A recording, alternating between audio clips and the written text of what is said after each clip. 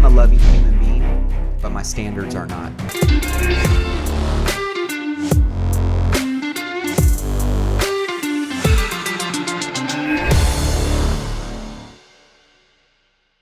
All right, guys, we're back for another episode of Defining Success with Matt Foster. Across from me, I got another Matt, beautiful Matt Aitchison over here. Have a long history with this guy.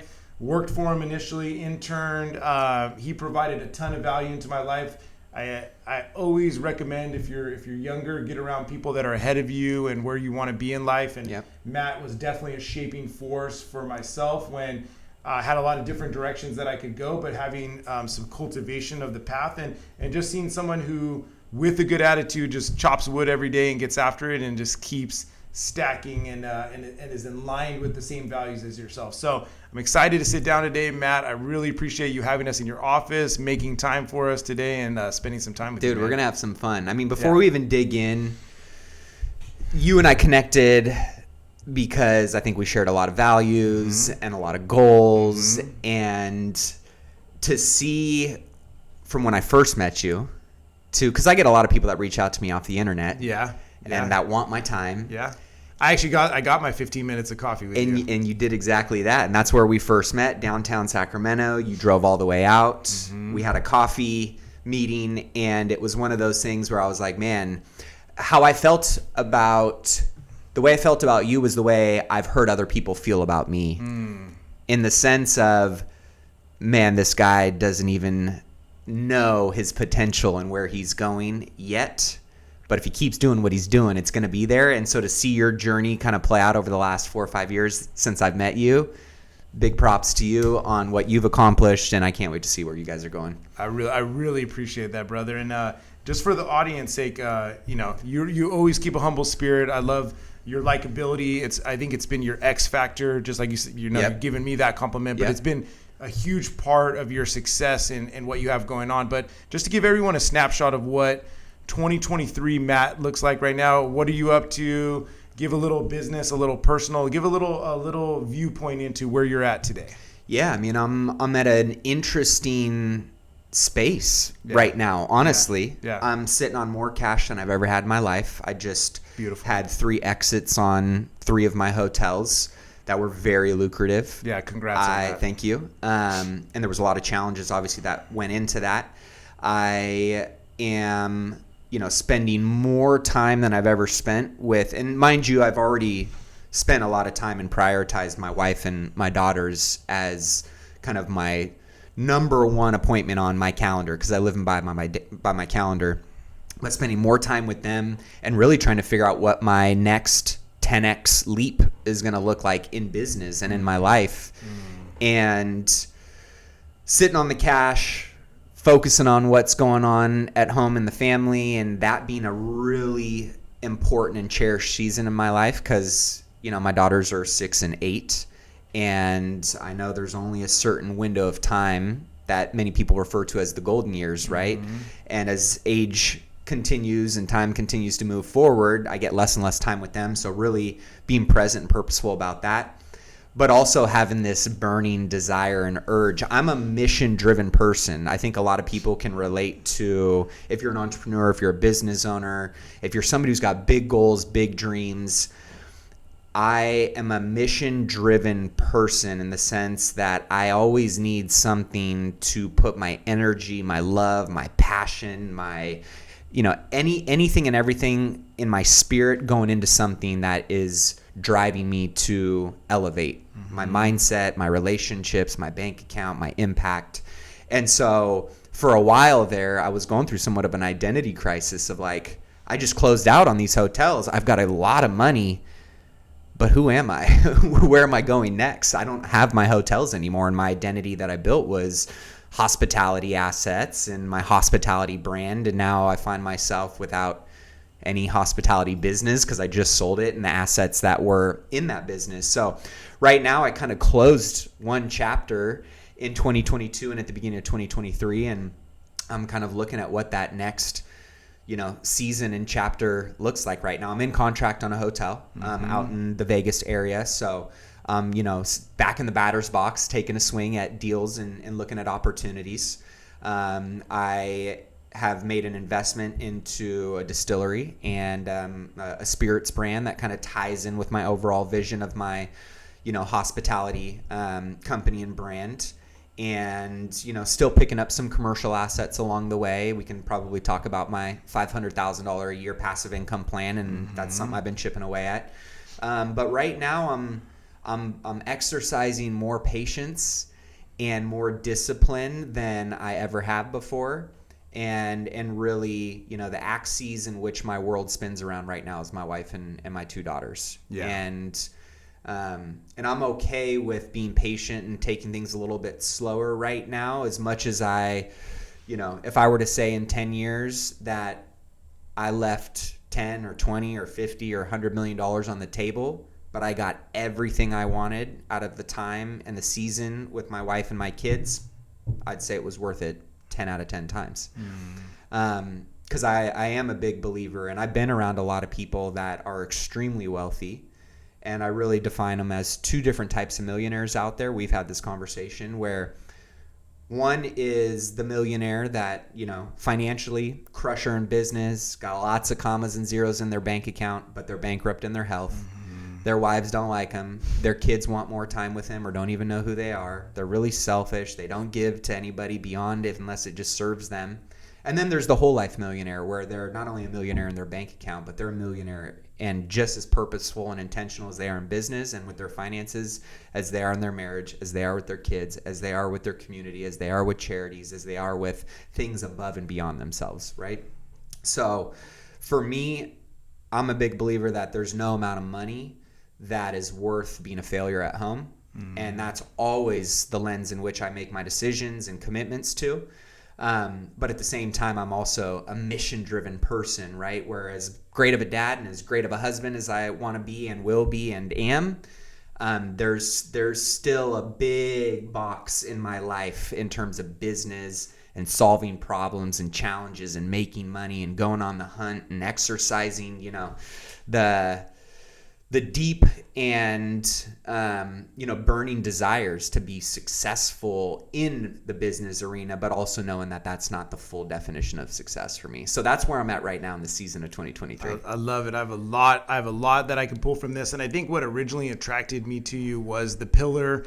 I just imagine, like, if you were building like an old Coliseum, like the pillar of your family being the biggest pillar in the middle, that you are happy to shine that pillar, give it attention, make sure it's holding up the structure. And if that middle pillar isn't being taken care of, it's almost technically like the whole building is crumbling, right? Like your family being a very key driver in you being okay. Your relationship with your wife, your relationship with your family, and then everything else beyond that. Maybe your health, right? Yeah, I mean, I call it being weaponized.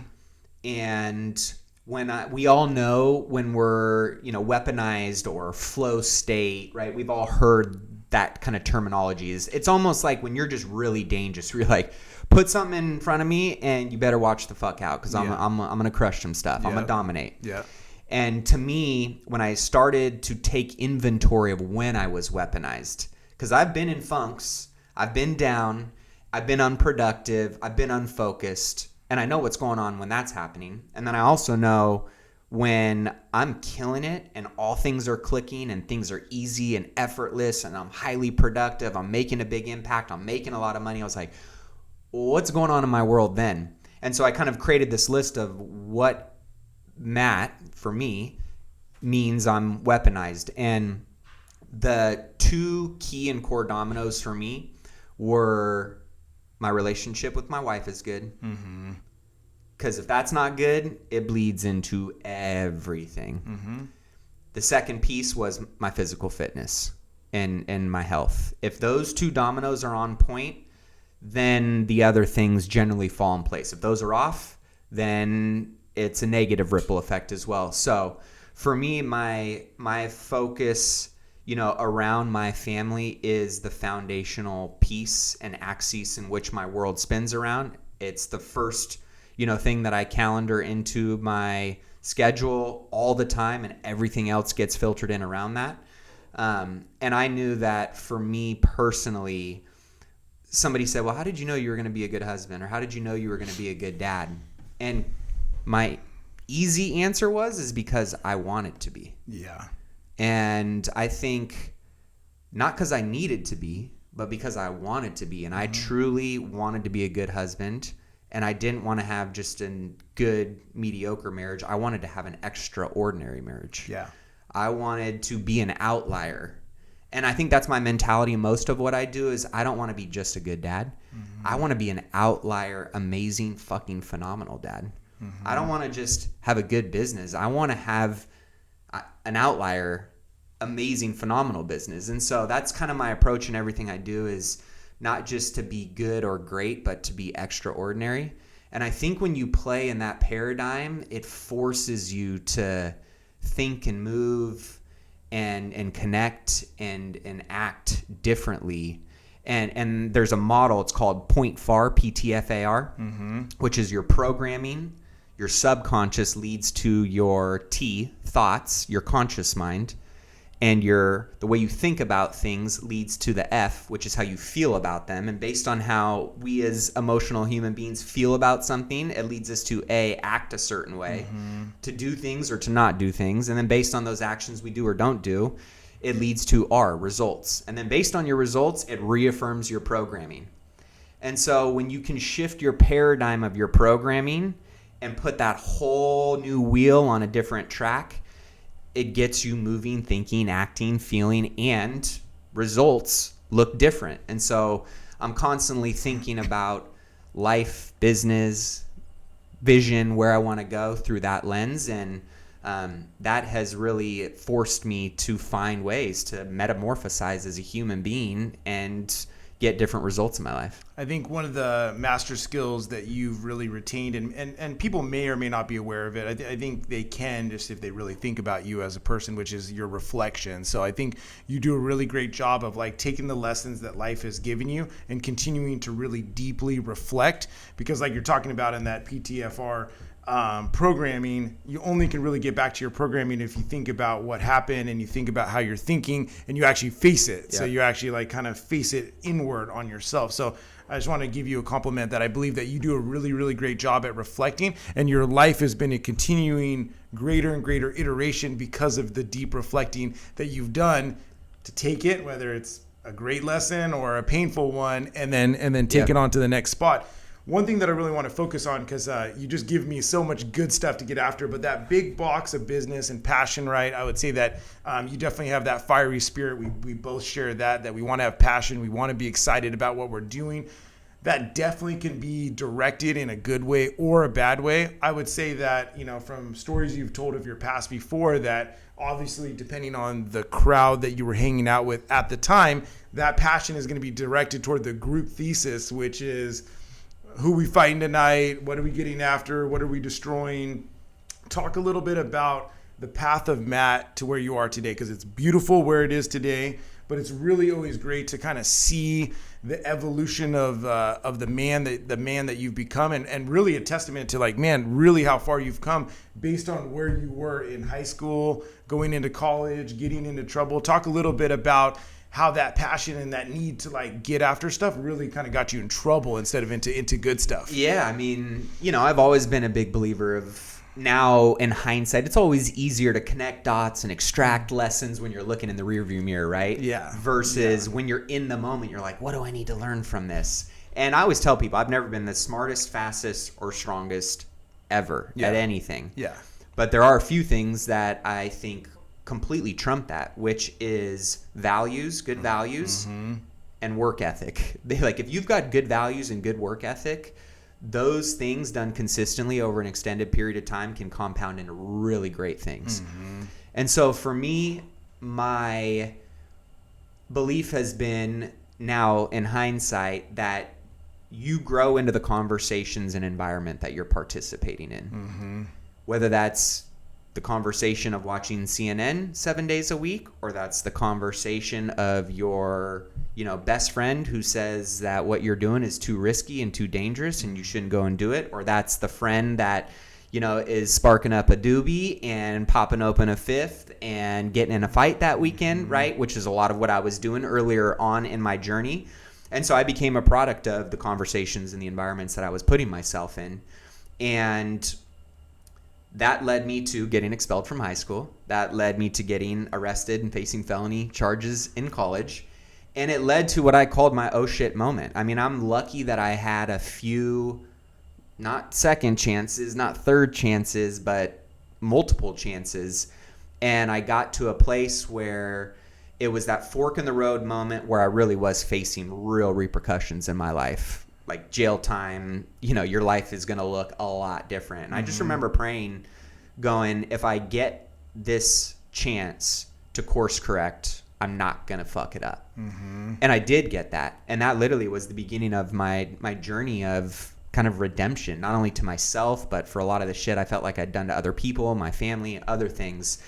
And that was something that had a burning desire and passion in me. And whether it's redemption, whether it's success, whether it's money, whether it's impact, I think we all have to have the gasoline in our tank to ensure that we go and do what is necessary to earn the right. I think nowadays so many people have a little bit of an entitlement mentality of if it was all about just working hard, that doesn't necessarily mean you're going to be successful. I know I have a lot of housekeepers that work for me that are amazing individuals in my hotel. They are hard workers, but they will never earn the right to be a millionaire unless they take a different action. They do something differently, right? So I think it's really based on the outcome and the goals, lifestyle that you're trying to solve for. There's a formula for getting that outcome. And you may need to make some massively drastic changes in your life, in your relationships, in your routine, your habits, your mindset, whatever it may be. And for me, I drastically and ruthlessly cut people out of my life. That's what I was just about to touch on, which is that redemptive spirit that got inspired in you because you were actually given that 14th chance. Did that give you the confidence to extract yourself? Because what's tough is when you run with the wrong crowd, you still have a sense of loyalty and allegiance because you're just going through different painful experiences together, which still bonds you together, which still feels like your tightest homies and your best friends. But like you said, in a housekeeper example or working hard in anything that's not a high leverage opportunity, that's a low leverage opportunity, did you just feel such a burning passion that like it was just like change your phone number? Like it was as simple as this. It was, I first made the decision that I didn't care what anybody else thought, and I was going to do what I believed I needed to do in order to get to where I wanted to go. Yeah. And so that was not going out and drinking and doing drugs and all the other shit that ultimately led to me getting into trouble.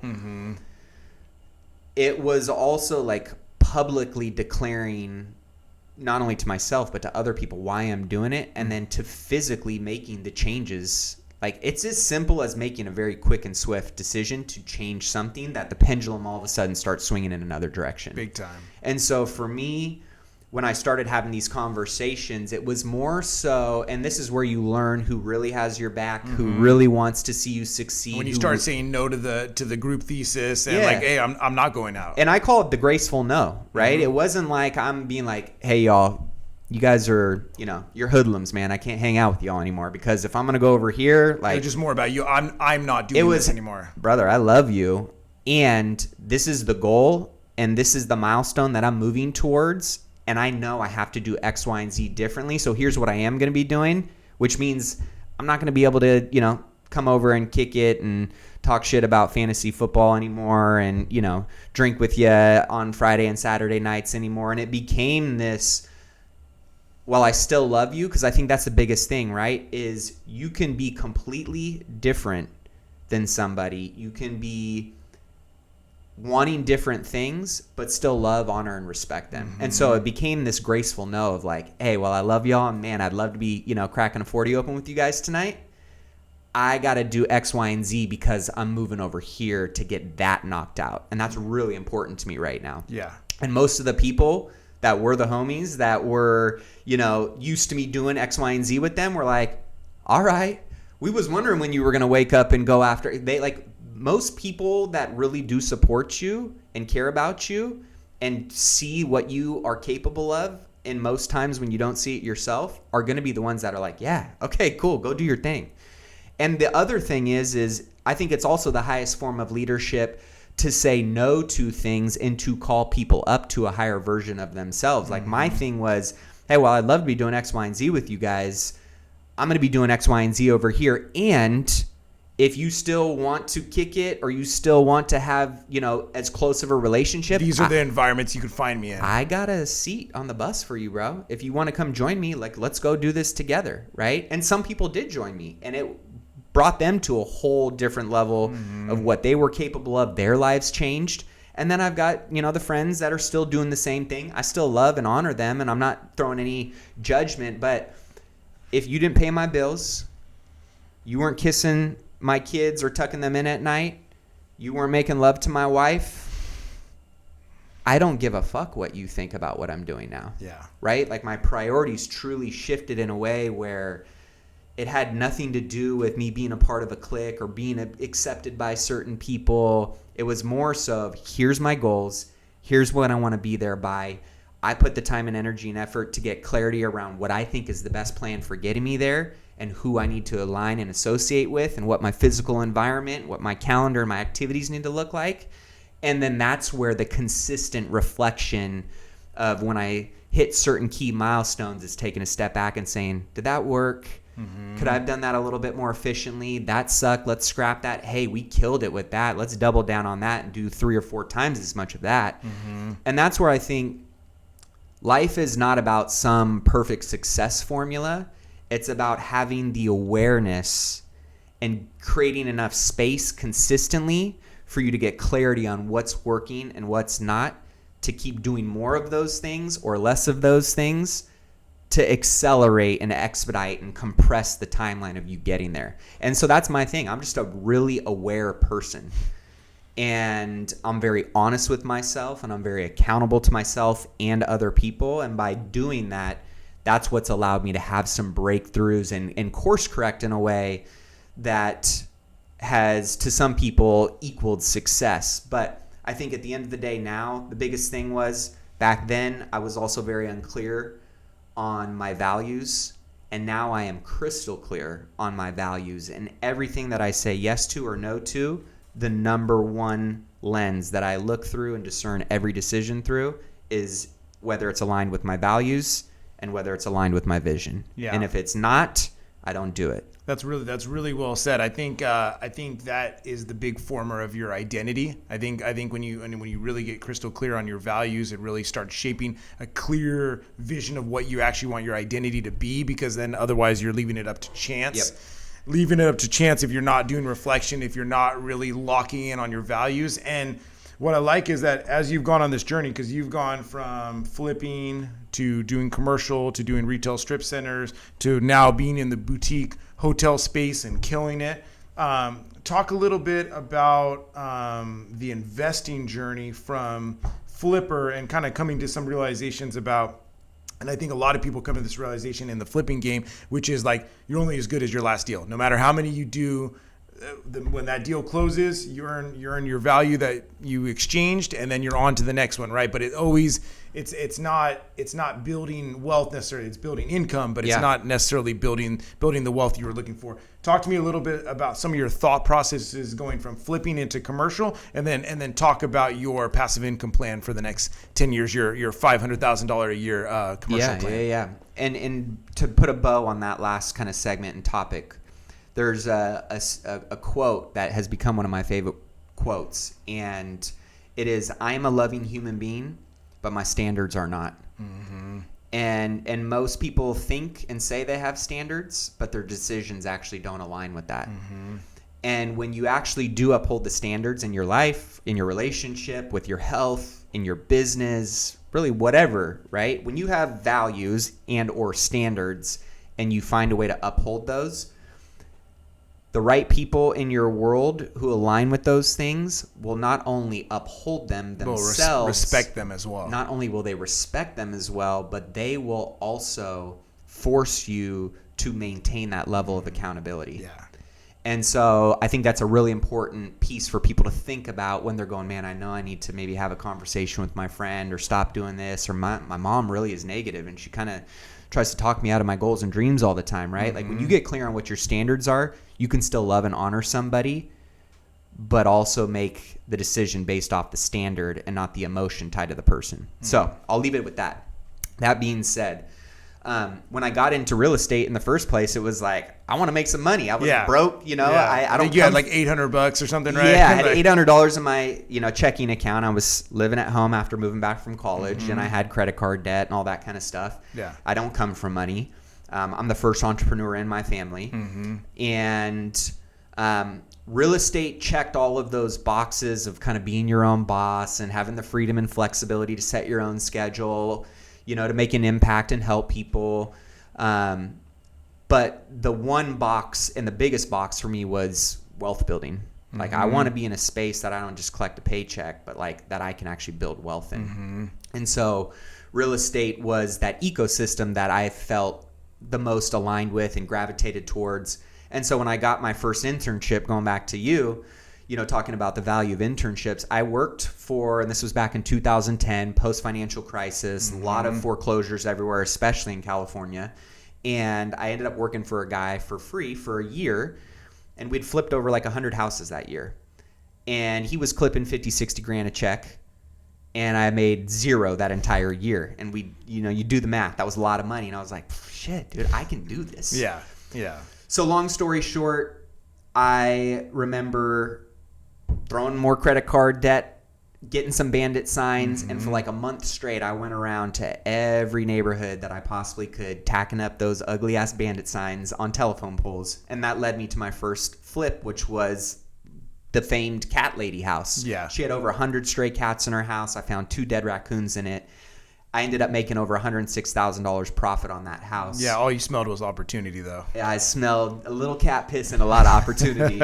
And it ended up being one of those things, though, that it unlocked something in my mind that said, because I funded that deal, again, with $800 in my checking account. I remember walking out of having the signed contract from the coffee table, doing the, discount double check, Tiger Woods fist pump. I was fucking fired up. And I got in my car and I was like, shit, I have no money. And I've never bought a house in my life. But when you want something bad enough and you find a good enough opportunity, you will find a way to make it happen. And my first mentor told me, you find a good enough deal, the money will follow. I ended up funding that deal 100% using other people's money. After paying all of them off when all was said and done, I had walked away and netted with $106,000. And that was the beginning of my flipping journey. Yeah. Now, hundreds of flips later, what I'd realized was, again, based on that season of my life and getting to that amount of flips, that was a 10x goal for me. Then I'd made that ceiling kind of become my floor. And as somebody that is a achiever, a builder, a conqueror, right, I was going, okay, well, what's the next mountain of success that I can climb? Yeah. And at the same time, you're only as good as your last flip. And it's not anything passive. This is an active job that I'm trading time for money. I can build leverage. I can build an acquisitions team. I can build a dispositions team. I can build my construction team, which I did all of those things.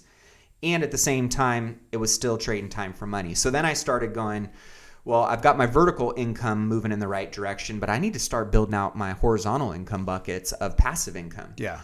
So every once in a while in California, it's hard to find cash flow that actually makes sense. Every once in a while, I'd get a deep enough discount on an asset, in California, and I go, I'm going to keep this. So then I started stacking some singles and stacking some duplexes and stacking some fourplexes. And then as, I started making a little bit more money, I was going, I got bigger goals. And so then I really stopped, took some time to reflect on it and said, well, in a perfect world, because we live pretty lean. I mean, my monthly spend today on our living expenses for our family, even with kids coming into the mix, is not much more than my monthly spend was a decade ago. And that's considering inflation and everything else, and you don't have lifestyle creep. Like you've been able to really just reinvest. I spend money on experiences with the people that I care about, good food, and good alcohol. Yeah. Those are the things that make me happy. Yeah. And that I think are equal a lot of wealth to me. That being said, I know that in order for me to really get to a level of living a sexy, amazing, full, vibrant lifestyle that one covers all of me and my family's needs selfishly, but gives me a surplus to make a massive impact in other areas, other people's lives, missions, causes, things like that. I said $500,000 a year in passive income is a really healthy number. So then I said, okay, well, based on the path that I'm on, and how much cash flow my single families and fourplexes and all that stuff are kicking off, it's going to take me a long time. Too many doors to multiply to get to that number. Yeah. So then the question became is, when do you want to be there, and what vehicle is going to align with getting you there in that timeline? And so mine was, this was when I was 30. I'm 35 now. At age 30, by the time I'm 40, I want $500,000 a year in passive income. Okay, 10 years. That's a decade. $500,000 a year. If I were to only do one investment a year, what would I need to net in order to get to that $500,000 a year? Yeah, roughly, you need to drop $50,000 to the bottom line. I need a net operating income. I need net passive income on one asset 50K. per year at $50K. So then it was, well, what assets make $50,000 a year in net passive income? And that's what said, well, it ain't singles, it ain't duplexes, it ain't fourplexes. You're going to have to jump up into commercial real estate. So that's what led me down my path of going, okay, I need to pivot out of single family and get more into commercial. And that was shedding my skin, shedding my identity of being, well, I'm a wholesaler and a flipper. Like, what do you mean? To going, no, this is what I want, and this is what transformation I'm going to have to make in order to get there. What does it take to earn the right to make $500,000 a year? And to me, I got clarity on what that plan and path was. And I said, okay, well, I got to let go of one and move to another. And I'm a big believer of not staying anywhere longer than you think you should be. There's a lot of people that, and a lot of narratives that have been out there that are stay on this path for a long time and small things lead to big things. I believe and agree with that. That's more of a 2X mindset. I like to think more in the 10X approach of like, how can I not just take 1 or 2 steps in the right direction, but how can I take 10? That's a little bit riskier. It's a little bit of a different appetite and profile. But that being said, that led me into the commercial world, and I started buying strip centers and medical plazas that net me $50,000 a year. So I'm halfway to that goal now. And that also, by going after that goal, here's the cool thing about going after bigger things and what force you to grow as an individual. There's something called eustress. EUSTRESS. Eustress. It is a healthy level of stress. It's a healthy type of stress. It's a type of stress that forces you outside of your comfort zone, that forces you to build new skills, new habits, new relationships. And by doing so, you unlock doors that you would have never been able to find within yourself or in opportunities or relationships if you didn't have that healthy level of stress on yourself. So I constantly try and find ways of obviously minimizing my unhealthy stress, but more so putting myself in the eustress state, because that's where I find the gems within myself that I would have never found if I stayed on this slow, steady, comfortable little path. So that led me to finding my very first hotel. If I didn't go and pursue my passive income plan, if I didn't shed my identity and skin as a single family real estate investor and get into commercial real estate, I would have never found that I have a true passion for hospitality. Like if you would have asked me when we met 5 years ago that I would have owned 3 hotels and have been going for my 4th and 5th and working on X, Y, and Z hospitality or spirits projects, I'd have been like, dude, that's fucking crazy. No way. Like, yeah, I'm going to keep on this path, right? You're like, that's out of, you would have probably said that's out of my tree trunk, Matt. Like that, like I don't even see it. Right. So that amount of opportunity came because I consistently look for ways to put a healthy amount of stress and pressure on myself. Yeah. Because I know that's where I get the most out of myself. And one thing real quick before I let you go on, because you drop so much good stuff all the time. So by the time you're done talking, I have 5 different ways to go every time. So let me catch you right here. So when you got clear, again, you shed your skin as a flipper and a wholesaler. You're like, hey, commercial is going to have to be the route I need to go if I want to hit this income number. I'm going to have to be doing things differently. I'm going to have to earn the right to get the opportunity, but also that reticular activating system, right? That the minute you start thinking, hey, I'm Matt and I'm looking for commercial deals, and that starts shaping your conversation, how many doors just started opening because your focal point actually changed? And then all of a sudden, people that already existed in your world became opportunity drivers and partners. And, oh, yeah, no, I'd love to do that with you. And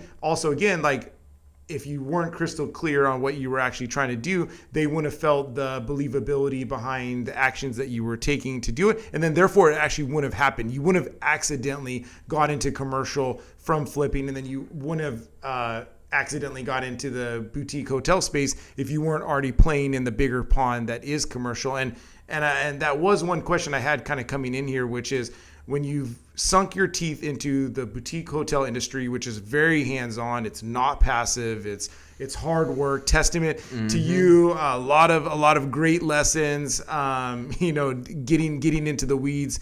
What specifically about being in the hotel space, being in the hospitality space really just does it for you? What does Matt Aitchison love about being in hotels? So there's really three things about hospitality assets that I love. Okay. One is they're tied to real estate, right? We can go down that rabbit hole and talk about all the benefits of owning real estate, but I know many of your listeners already know that. So there was the benefits of owning real estate.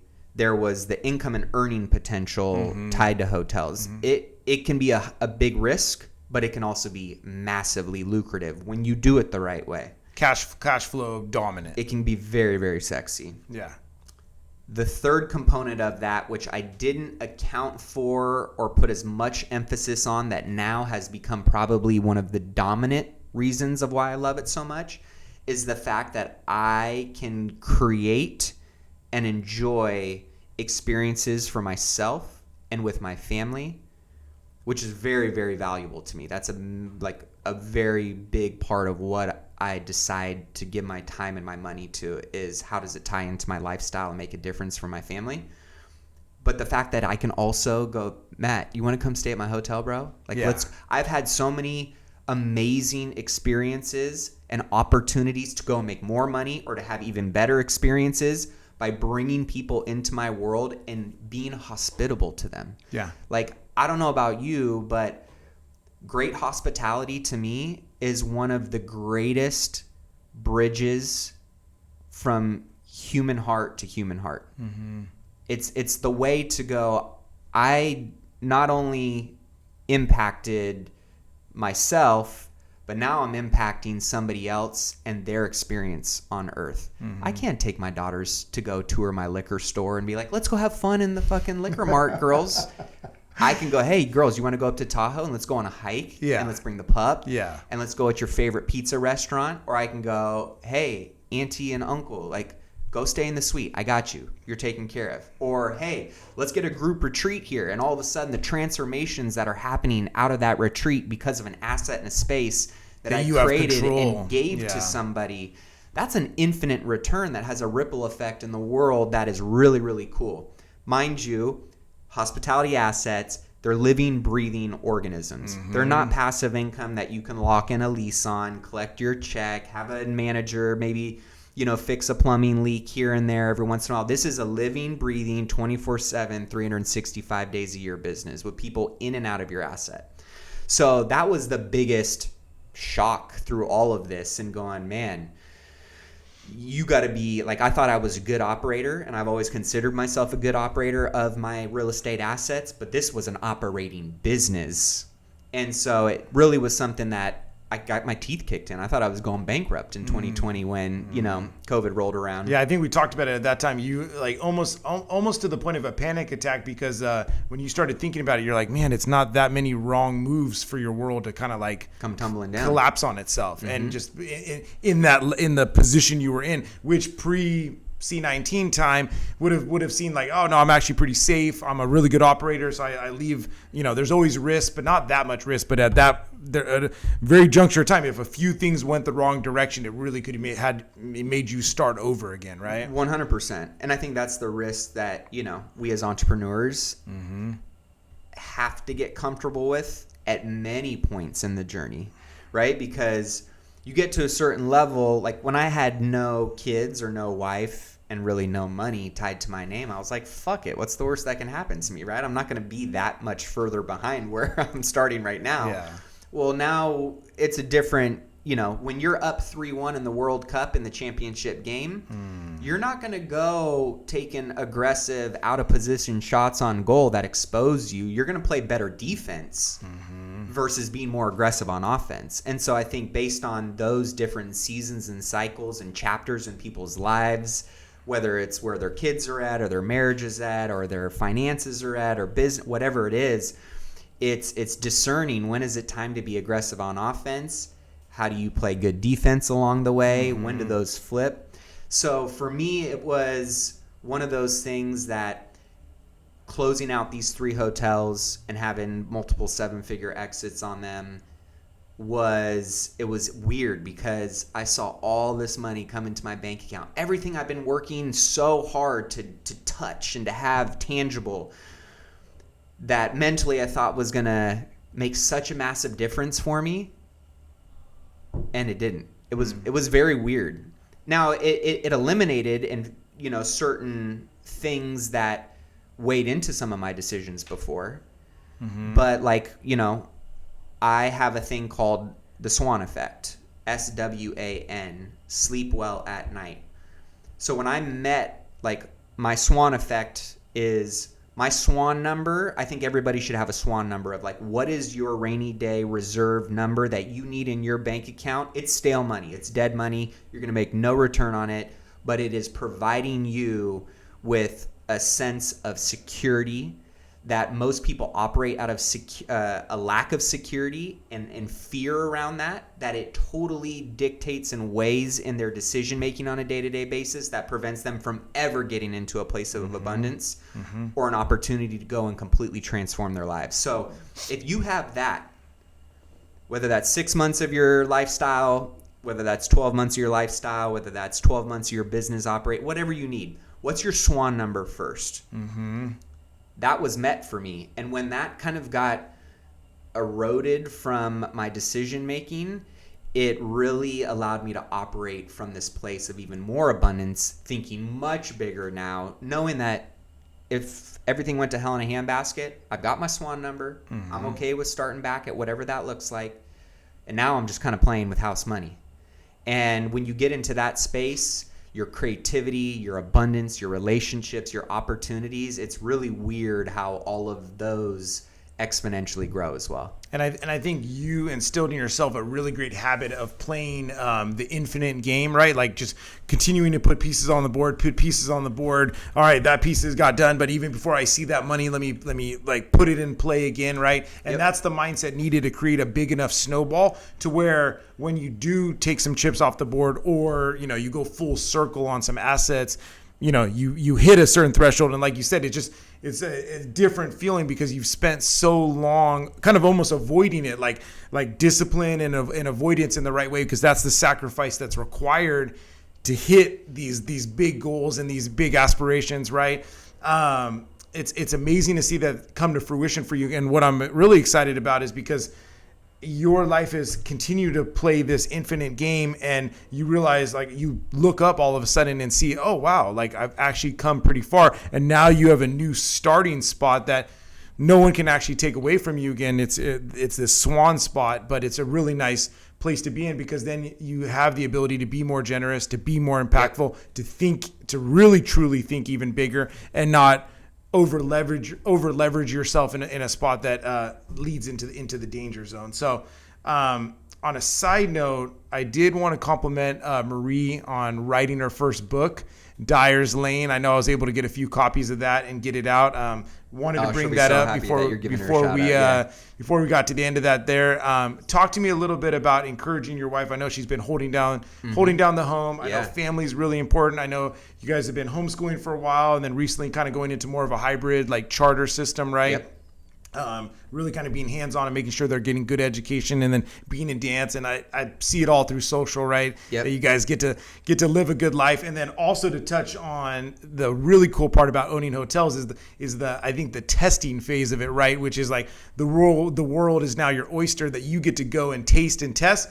And that is an experience that the business supports, because Matt, as the leader in a boutique hotel, needs to know what other people are doing, and it just makes sense. It just feeds in, right? So back to Marie, I know you have a mindset, and usually the partner has a very different kind of mindset. We're complete opposites. Grounded, and my wife and I are the same. I'm the balloon, she's the rock, in a good way, and it balances out, because otherwise I just fly away, right? Yep.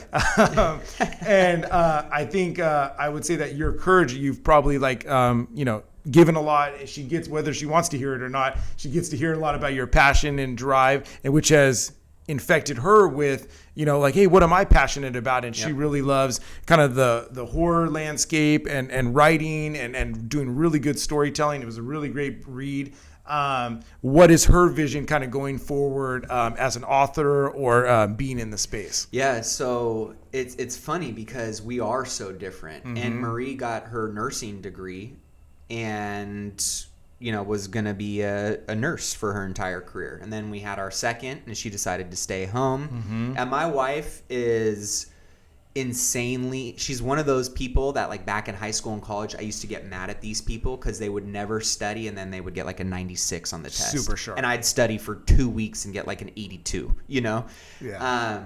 She is insanely talented with reading and writing in a way unlike, honestly, anybody I've ever seen. And I truly believe, and I say this to her all the time, and she now believes it, which is even cooler. I believe she will be Stephen King, George R. Martin. She will be a world-renowned author. I already see it. It's written in the stars. I already know. It's not a matter of if it's going to happen. It's just when. Yeah. The only thing that was going to prevent that was her belief. Now that she started believing, and then she got her first book out, and now she's got other things going on, it's only a matter of time until it happens. So she's working on her next thriller. Love it. And she's writing more, and she's having fun. But same goes back to her. Both of us have said we may leave some of our career on the table over these next 10 years to get what we want out of our family dynamics. And that was a decision we made together, was, do we want to keep our kids in public school and have babysitters, but then both of us have more free time so we can go and make 5 times as much money, 100 times as much money? I don't know. Or do we want to maybe say, hey, we're okay with leaving some of that on the table, building a good plan to be able to go and achieve what we want professionally, but saying we raised our kids. We shaped them into being the leaders that we wanted to. We shaped their values, not somebody else, not the public school system. And California's all fucked up in all kinds of ways. Sure. And we can go down a whole nother rabbit hole on that, and we'll save that for another podcast. Yeah, sure. But that being said, we knew that there's one of my good mentors, and David Osborne. He said a statement to me that was more around business and hiring, but I've kind of applied it in a way that I think it really can apply to anything, is you can never pay enough to get exactly what you want. And so when I think of the price I'm paying, which is potentially leaving money and opportunity on the table to get exactly what I want in my household with my family over the time frame that I know I have control of it, because my girls are one day going to go off and do their own thing, I will pay whatever it takes to say that I left it all out on the table with my kids and my wife during the season that we felt it was very important. So that's the price we're paying right now. Yeah. Doesn't mean I can't still go find ways of building a hotel and doing some of these other things, but it may not be to the capacity if I was 100% obsessed and focused on it all the time and I wasn't a dad and a husband. Yeah. But that's not what is important to me. So I'm really excited for Marie because she's doing that right now and getting back into a rhythm. Our kids, we thought about having more kids, and it was like we both actually want more kids. And we are very realistic and logical about what goes into that. You know what it's like starting over again when you had your second, seeing like what it is to get back to infant and babies and sleeping and all that. And could we still travel? Could we still focus on our careers? Could we? Yeah, well, we did it with our other 2 kids. It's just a lot more fucking work. And we're both honest with ourselves and saying, I just don't want to hit that reset button and work on that area right now. We want to work on our girls. We want to work on our marriage. We want to work on our professions and our careers and our missions that we feel called to right now. And that just took being honest with ourselves and having honest conversations and not letting other people dictate what we think we should do. I think too many people make decisions on a day-to-day basis based on other people. And it, you know, I've had a lot of people say this to me my entire life. You're a selfish motherfucker. And I'm like, I'm the selfish, most loving motherfucker you'll ever meet. Yes. Because I do compartmentalize when it's time to give and over-deliver and to serve. But I also compartmentalize to say, sorry, I can't give to you right now. I can't serve with you right now. I can't over-deliver on this for you right now. And there's nothing wrong with that. No.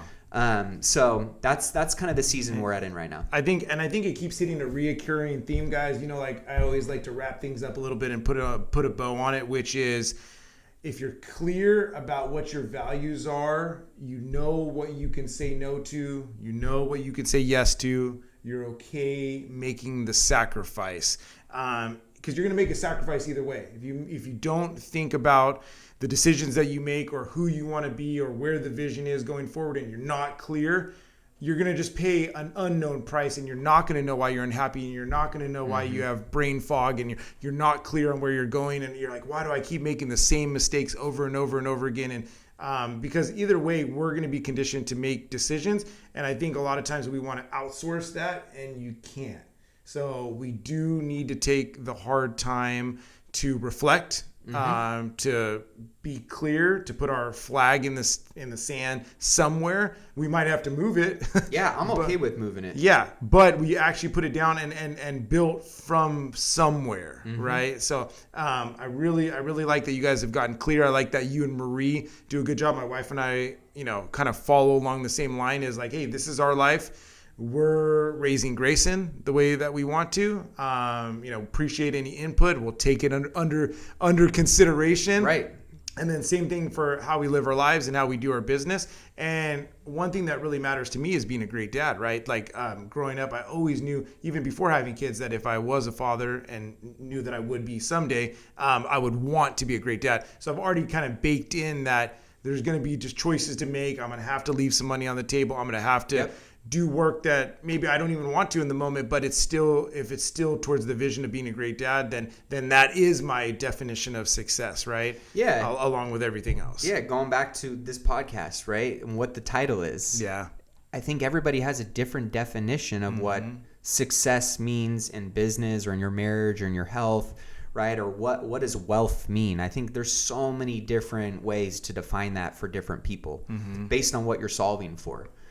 And, you know, as time has gone on, like if you would have asked me the 21-year-old Matt that was getting out of college and going after his first flip, and you said, what's your definition of success, right? It would have been around money, 100%. Whereas now, my definition of success through all the face plants, all the ass whoopings, all the wins, right? All of that in consideration now, my definition of success is when I get to my deathbed, and if I were to click on the TV and rewind and watch my entire life play out from start to finish, it would not be how much money I have in my bank account that day or how many trophies I have hanging up on my wall. It would be around me personally being able to say, damn, that was a hell of a fucking ride. Yeah. Truly. Yeah. Experiential, not materialistic, experiential. For me personally. Yes. Right? Like there might be somebody that says, if I don't have $1 billion, sitting on my balance sheet, I failed. Yeah. Okay. And that's their definition of success to them. And I can respect it. I don't align with it, but I can respect it. Yeah.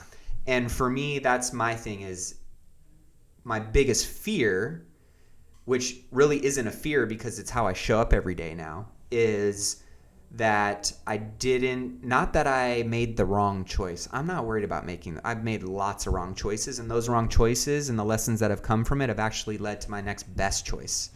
So I'm not worried about making bad decisions or wrong decisions or losing money or failing. My biggest fear is inactivity, is procrastination, is not leaving it all out on the game of life, the floor every single day, blood, sweat, and tears. That's my biggest fear.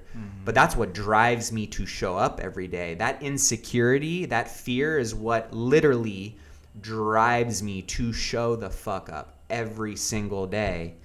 And no matter what the scoreboard says, as long as and this is how I judge myself, because not everybody else judges people off of effort or intention. They judge people off of results, right? How I judge myself, effort and intention every day. And if I feel like I've got good intentions that are aligned with my values, and I put maximum effort every single day towards achieving my goals, whatever the scoreboard says, I can live with that at the end of the day. But I know that effort and intention is going to equal epic experiences for me, and a lot of them are going to be painful, and a lot of them are going to be amazing, and there's going to be a lot of indifference in between. But those are the things that drive me every single day to go out and unlock my definition of success, my definition of wealth. And I encourage other people to find that for themselves and not let other people or society or norms or narratives really dictate what people think they should do. Because I lived a good portion of my life people pleasing and concerned about what other people were going to think of me. And it was when I was like, fuck it. Like, who am I? What do I stand for? What do I want?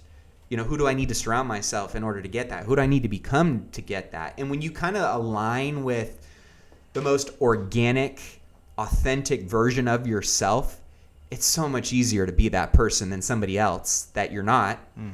And it also allows you to shed the people that don't align with the organic version of you and the authentic version of you. And all it does is become a massive attractor for people who do align with that organic, authentic, values-based person that you are now showing up as. The world, your opportunities, relationships, conversations just become a reflection of you being that person.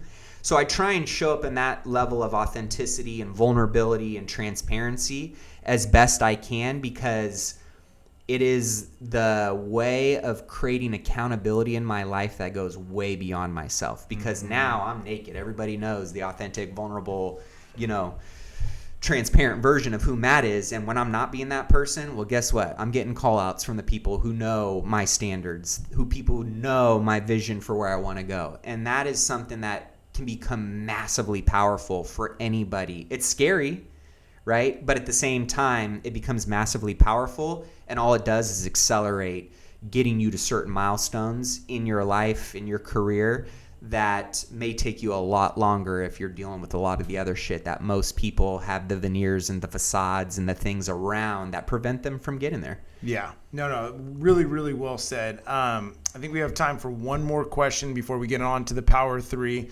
Matt, you're just a wealth, man. I know I could spin you up and just let you we could fly roll for a minute. We could rap for a while, man. All right. So I think we have enough time for one more question here. Really take my time before, every person that I sit down in front of really look at your life and think about things that I want to talk about. I think most recently you've been a testament of having great partners, having okay partners, and having bad partners, right? Yep. Now finishing up with several partnerships in Tahoe, going full circle, having success in the exit from those three. What have been some of the lessons that you're taking forward on what a good partnership looks like, and that maybe you were naive to before, or just have added to your framework for picking partners going forward? Yeah. Like you said, I've had great partnerships that have come to an end from mutual decisions based on a lack of alignment or vision going forward. I think that's always important. Like my first real estate partner, Rachel, we're still amazing friends and still support each other and cheer each other on and refer people to each other. But we just knew that we were no longer aligned in business and had different goals and paths that we wanted to pursue. And I don't think there's anything wrong with that. It's okay to squash or to close something. Going back to that statement of I am a big believer of don't stay anywhere longer than you want to be there, personally. Yeah. Because again, going back to what my definition of success is, that would be against that value for me. Right? And it starts being a signal, right? Like if you start hearing it louder and louder and louder, and you don't take action on it, then you're not taking action on it. That it might suck, but it's time to shed that identity and move on to the next. 100%. Thing, right? I've also had bad partnerships. And one in particular was this person had a lot of money, and I allowed the potential of their money and what it could do for me get me into bed with them without doing the proper amount of due diligence and or planning to protect myself in the process. And so it was one of those things where, if I'm being completely honest with myself, money jaded my decision. Okay. Whereas if I would have really taken the time to look at this person's values, and based on not only their audio and what they say, but the video and how their life has played out and the results, just because they had money, there was actually a lot of destruction in that path because of that particular person and how they went about doing business to get that amount of money. So while I will say it unlocked a new level of potential around finances and wealth building for me, and I was able to capitalize on it, it also was the reason that led to the end and downfall of the partnership. I didn't do my due diligence on that person in terms of their values. I overlooked some red flags that my gut told me I shouldn't have. And I did not, and this is where I paid some expensive prices to learn lessons through being in lawsuits with this individual, two attorneys getting paid a lot of money to solve partnership issues that could have been prevented if I would have taken the time to look at, if anybody's going to get into a partnership, I'll just make it as simple as this: the operating agreement. The operating agreement is the Bible of your business relationship. Yeah, it is law. It's written rule. If it's written correctly, the case is short and sweet. 100%. So just thinking about all of those things and really, again, plan for the best, of course, right? But prepare for the worst. And I planned and prepared for the best and neglected the worst. Yeah. Because I had a relationship with this person. Yeah. And I knew this individual, and I was like, they would never do that to me. Why am I even going to spend time working that into this agreement? That's never going to happen. Well, shit happened. And it was an expensive lesson, but it was also, now in hindsight, when I was going through it, I was damn near depressed and frustrated and all of the things that were going down. And in hindsight, it was one of the best things that ever happened to me. And it taught me something that I will carry with me. People go, are you going to retire? And no, never, unless my pen can't, my hands can't hold a pen and I can't stroke a check. Like, I'll never retire. Yeah. But those will be things that I'll carry with me throughout the rest of my career. And I know I'll have more expensive learning lessons because I'm going to continue to go after and challenge myself, with big goals and big dreams. And I know that those things in the partnerships have taught me a lot that will carry a lot of weight going forward. Yeah. So I think if I'm hearing you right, just to recap a little bit, don't let the potential upside of your partner, even if they're significantly more wealthy than you are, put the blindfold on to kind of almost like lover's glasses a little bit. Like, because also when it's also intertwined with care and friendship and community within the same group, we almost have we want to just not even kind of encroach on the subject of any kind of negativity in the operating agreement, because you're like, man, I don't even it's uncomfortable. Yeah, I don't want to even step on the toes. That would never happen. Why would we even talk about it? Yeah, why would we even talk about it? So it's like making sure you know who you're getting in bed with, no matter how much opportunity you think that they're going to give you. And then second, having that operating agreement tight as the Bible and as true as the Bible. So that way, if you do unfortunately have to part ways, it's an easier split. Everyone gets their fair share, and you can not spend time, especially if you're getting in bed with someone wealthier and they want to bury you. They can, that's the exact situation. If they want to bleed you dry, like how, and the lawyer game starts getting a little wild, right? How long can they run your funds dry to where you give up? Because you're like, man, shit, like $50,000 a month, $100,000 a month. How far do you go to win? The only person who wins in a lawsuit is an attorney. Yeah. Even if you win as the individual in the case itself, you still lost, right? Because the amount of time and energy and stress and drag that just comes out of that. And they just hanging on you. You're in your day-to-day life, and it, like, you can't get away from it, right? It's always just kind of hanging on your shoulders. I do think partnerships have been, I'm way further than I would be if I did it by myself. I'll say that much. Mm-hmm. The right people and the right partnerships can exponentially accelerate goal achievement and milestones in your life. And For me, I'm always looking at relationships where 1 + 1 doesn't equal 2, but it equals 10. And so that's something to think about when you're getting into it's not just two people working equally as hard. It's two people's exponential skills and effort creating something that they can't do individually by themselves. And so I think that's something important to think about, not just on the tactics of how you structure and set up a partnership on paper, but also in terms of productivity and how the two individuals or the partnership itself. How are you going to jam? How are you going to jam together? So and to put a nail on that, I'm really happy that it resolved well. I feel like you walked away with some skin on your face still, and in a better spot to take on more and more. And I think life is funny. Like you said, like we're all experts when we look back in hindsight. I think you'll look back on this time like, man, that was the best thing. That was the best thing that could have ever happened to me in that season. For the sake of time, man, I really respect your time. Anybody that's been making time for the podcast, it's been beautiful. This has been a few years in the making, but I really do appreciate and have a heartfelt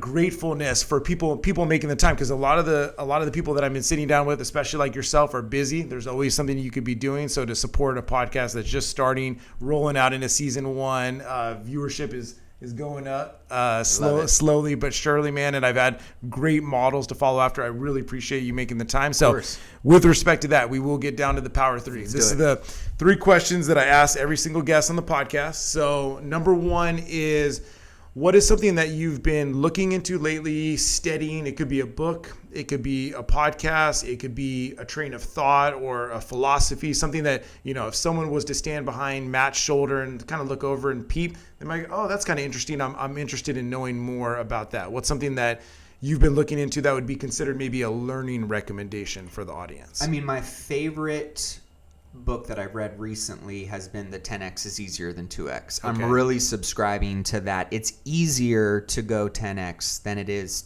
to 2x your life. Okay. And so really looking at how my relationships, my calendar, my opportunities, my mindset, all of that needs to get rewired right now in order for that next ceiling to become my new floor. So I've been really focusing on that. That's a great book by Dan Sullivan, Benjamin Hardy. There's another book by a guy, it's like a little tiny pamphlet. Took me maybe 45 minutes to read through the whole thing. It's called U Squared, and it's about quantum leaps. Kind of those two go really perfectly together. But I'll be honest, I've eliminated, I think too many people are on this journey of enlightenment. And we have become trained in society to seek and want more information, more personal development. How can I learn? And it becomes very noisy and oftentimes overwhelming for people that they just don't do anything with it. So for me, over these last few years, really, it's been, I don't listen to any people like, what's your favorite podcast that you listen to that's not yours? And I'm like, I don't listen to podcasts. They're like, what? I don't listen to podcasts anymore. I don't want to know more information. I am, instead of trying to get the shotgun approach of consuming, I am putting myself in a bunker. I metaphorically will give you an analogy of life and information is a war zone and bullets are flying everywhere, sniping people left and right with distractions. I, over the last few years, have really tried to put myself in a bunker that ultimately protects me from all of the shit that is flying around on a daily basis unless I decide to stick my head out. And usually when I'm sticking my head out and I'm hoping a bullet hits it, it's going to be a very purposeful position that I put myself in that is going to be around very pointed content or information that I feel like I need in that moment. So I'm actually eliminating a lot of content. I'm eliminating a lot of consumption. And it's more so around very niche and specific topics and focus. Right now, that's about 10xing my life, my business, my income. Being extremely deliberate. Yeah, because I think a lot of people live in our head rent-free, right? Voices, people that were around, environment. Yep. And then also, too, if on top of that, we're also layering it with books and podcasts and seminars and motivation. And everything has its season and its time, for sure, time and place. But like you said, that there becomes an addiction to the religion of personal development and enlightenment to the point of what's the next fix. It's more of a drug to feed on than it is an action 1000% and agree. action, inspiration in your life to actually go do something. So for me lately, one of the things that I've been asking myself, if I listen to a podcast, if I read a book, unless I'm doing it to interview someone that's right in front of me, so that way the conversation can be purposeful, it's that if I'm getting a certain length on the book or the podcast or anything else, I'm like, hey, I'm actually not going to take anything away from this. I'm actually not going to take any action on my life with this. I'm gonna actually turn it off. So I agree with you on that at a certain point, if you're not going to be deliberate or an action taking individual with the information you get, including my podcast, feel free to turn it off. Feel free to turn it off and get to know yourself a little bit better, get to your values, and get back to being deliberate on what you take in, so you can take specific actions that moves your life in a way that you want it to move forward. Couldn't have said it better. I think most of the information out there nowadays is a detriment to a lot of people versus actually helping a lot of people with their goals. Success really is simple, and the formula is not that complicated. And I think most people are looking for that magic silver bullet that is going to, transform the ethos of their world. And it's not as complicated as we think it is. And people are constantly seeking to fill a void when they really have what they need within them. They're just not taking action with it. Love it. Question number 2. What is, and I think we're already kind of encroaching on this, but I'll let you throw another one at him. What is an actionable tip that the audience could take today that if they actually took action on it in their life over the next 30 days and beyond, as long as they can keep it, would help change their lives? Oh, I think I'm a framework guy. Like I said, I've never been the fastest, smartest, or strongest, but I've got good frameworks that are tools that I use to give me a competitive edge. Number 1 is the relationship audit. I do it quarterly, and I do it obsessively, and I do it ruthlessly too. And I draw a line down the center of a piece of paper. The left is plus and a multiplication sign. The right side is a division and a subtraction sign. And it's self-explanatory, right? Who are the people that you spend the most time with that are adding or bringing value or multiplying your world, making it bigger, better, right? Challenge you in good ways. And who are the people that are dividers, energy suckers, bringing the victim mentality into your world. And so I look at that and I try and be very discerning about who I'm spending my time with and if I need to make adjustments. That's number 1. Number 2 is goal setting. You know me. I'm obsessed with goal setting. It was something that changed my life. And I think most people think because they think of something in their head that they want or desire, that is enough. And I can't tell you, and I coach and consult with a lot of different business people that are doing $5, $10, $15 million, and they don't even set goals for their company.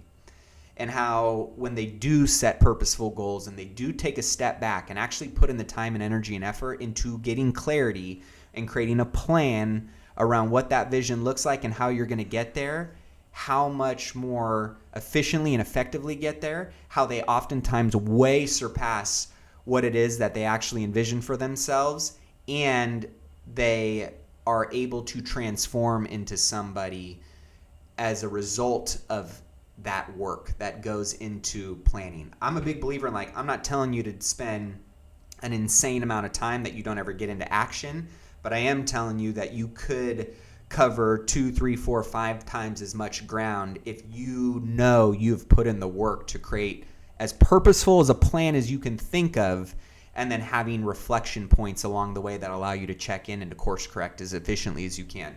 So goal setting is the other one where I do 90-day sprints. I work off of Traction and EOS in all of our companies. We have an implementer that, has brought that into our organization. So that's been a massive transformation. And then the last one is relationship recharge. The 3 questions that my wife and I ask each other each and every week during our check-in. Tell me more. No matter how busy we get, this is something that now I have started doing with my kids. It's also something I do as a check-in with employees, but it's 3 simple questions, which is, what did I do well this week? What could I have done better?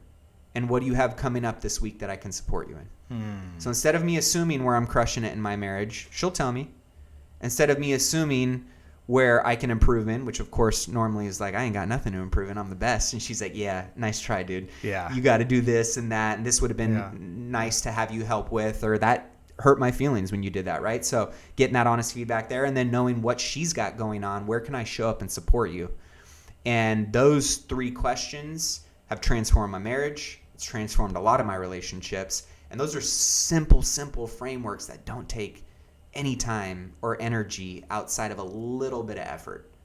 I love that. So if I'm hearing you right, relationships, doing an audit every quarter, who's adding, who's multiplying, who's dividing, who's subtracting, and really thinking about how much time you want to spend with either side. Yep. Really being clear on your goals and knowing what you're actually getting after and having 90-day sprints that put you closer to those targets, and then doing a relationship recharge, asking 3 important questions. I really like that. I think that's something I'll institute with Jessica, which is what did I do great this week?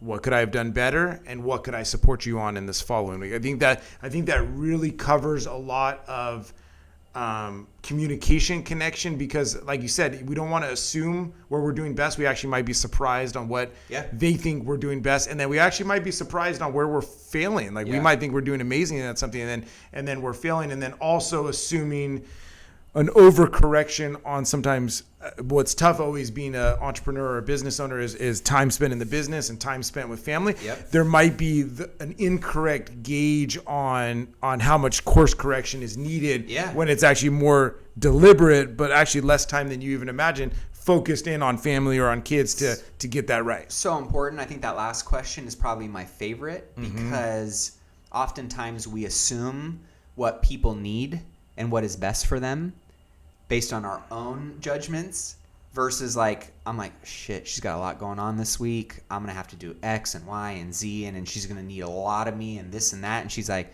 if you just do this, and this, I'm good for the whole week. And I'm like, oh shit. Okay. That's like 20, that's like 20% of what I thought I was going to have to do. It's the same thing with my kids. Hey, what do you have coming up this week that I can support you in? Or what do you wish dad would do more of with you? Or what do you wish dad would do less of? And my assumptions are oftentimes way off. And so it really just helps you through that conversation and creating that space through key relationships to really hone in on the areas that you need to show up. For hard chargers like us, if you tell me what I need to do to get the result, shit, I'll do that all day long. I don't care how hard it is, how much time and or how little time it takes. It's just the lack of clarity that a lot of people don't have, that they mistake movement for achievement and think that they're getting the impact or the result that they want or deserve, when really it's a lack of clarity in certain things, which then dictate, when you work backwards, what you should or shouldn't be doing. Yeah, operating in the dark. Love that. Question number 3. And I've yet to see a podcast that does this. If anybody knows one, point it out to me. But I feel like I'm an Foster original. Foster original, which is hard to do, man. There's so many people doing podcasts and doing content, right? But the question is, I have a belief that amazing people run with amazing people, right? We're always 1 degree from each other. I think even the time that I was interning for you, you got to see like, oh wow, this person, Matt, but then I was loosely connected with this person. You were connected here and creating bridges. It's just once you start asking and start opening up that door, it's pretty amazing who we all know, right? And who we can connect to. So one of my asks for the podcast is, who is someone you recommend that I have on the podcast that would be a great guest and that you actually wouldn't mind making the recommendation and introduction to? Couple of people. Yeah, and I know this is hard. And I know this is hard because this is never disrespect to the people that are not picked. It's actually more specific to who Matt thinks for this podcast specifically in a tight frame, because if we start thinking about it, there's 20 to 25 amazing people or more that you're connected to, right? But it's more, your gut's right. So you spit it if you're willing to make that introduction. Oh, of course. And like I said, there's a handful of people, but I've been on an accountability group call, and we have our own little pod. There's been 7 of us. We've been on an accountability call once a week for an hour and a half for 7+ years straight, nonstop. Like I can count on my hand how many times I've missed the call over the last 7 years, once a week. And I would say every single person in my pod, because they're amazing, there's 2 guys that have the ultimate lifestyles and are just absolute killers. And they don't have social media. They're not But those are the people that I love the most and wish had the mic the most, because they are just full of wisdom and experiences. So one is Gary Jonas. Okay.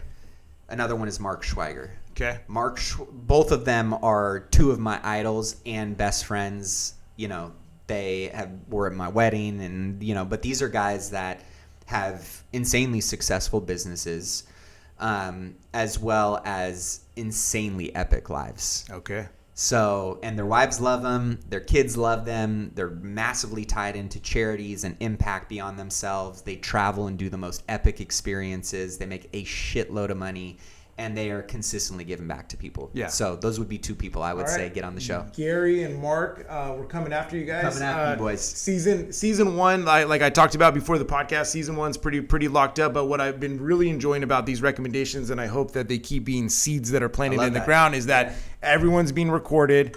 Everyone will get on as long as they're willing to. Everyone will get on, so they will make an appearance in some season. So you guys get to go back and see where did that seed come from and what did that person recommend. And it always keeps splintering into a really cool network. So Matt, again, with appreciation for the time, got lots of love for you, brother. I'm excited for this next stage that you're going hunting after. You're going to be on this podcast more than once. I'll catch you on another season to recap where you're at that point, because that's the thing about hard charging entrepreneurs, guys. Like, we're not satisfied with a capped potential. We know that we have unlimited potential, and we know we're just going to keep driving the ball forward with our family, with our wealth, with our health, and I'm excited to see what you do next, man. I appreciate you. Back at you, man.